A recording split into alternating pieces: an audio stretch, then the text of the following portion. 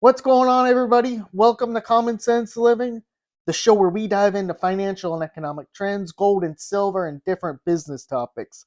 So, in today's video, I want to talk about the Panic of 1907 and how this event, if you're not familiar with it, it was used ultimately to create the Federal Reserve that ultimately led to our fiat system today.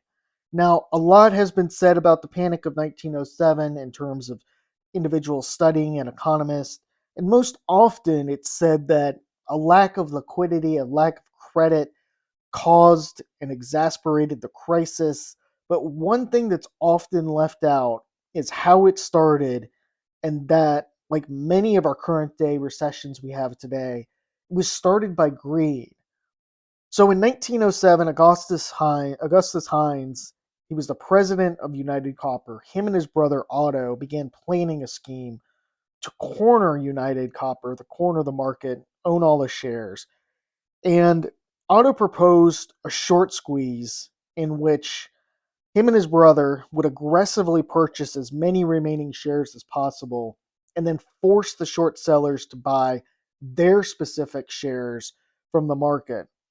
Now, the aggressive purchasing would drive up the share price, and being unable to find shares elsewhere, the short sellers would have no option, but they would have to buy from the Hineses, who could then just decide what the price could be at that time. They could dictate it. But as we're going to see, this backfired and ultimately led to this panic. Now, Monday, October 14th, 1907, Otto began aggressively purchasing shares of United Copper, which at the time, at that specific point, it rose from 39 to $52 per share. The next day, he issued the call option for short sellers to return the borrowed stock they had borrowed, and the share price rose to nearly $60. But the short sellers were able to find plenty of United Copper shares from people other than the Hineses. So Otto had completely misread the market in terms of the percentage of shares that were out there that he thought him and his brother had owned. And the share price of United Copper, it began to collapse.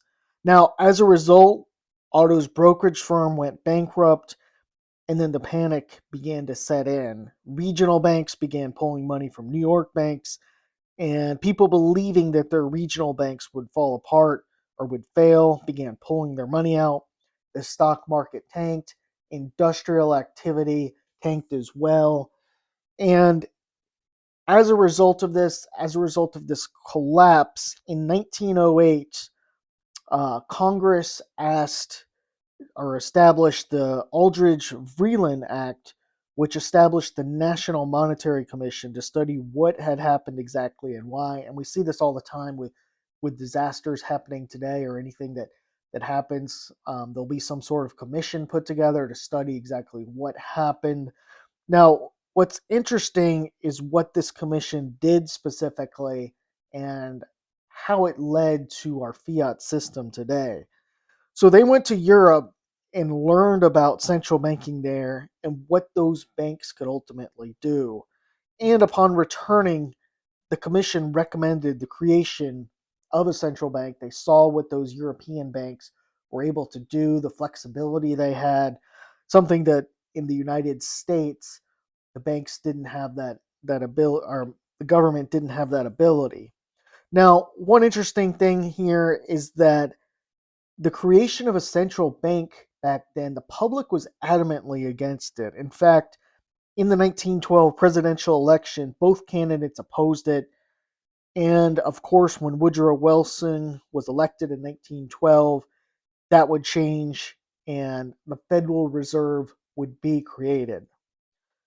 And just a reminder, as once our founding fathers were against this, for example, Thomas Jefferson wrote, "And I sincerely believe with you that banking establishments are more dangerous than standing armies, in that the principle of spending money to be paid by posterity under the name of funding is but swindling futurity on a large scale."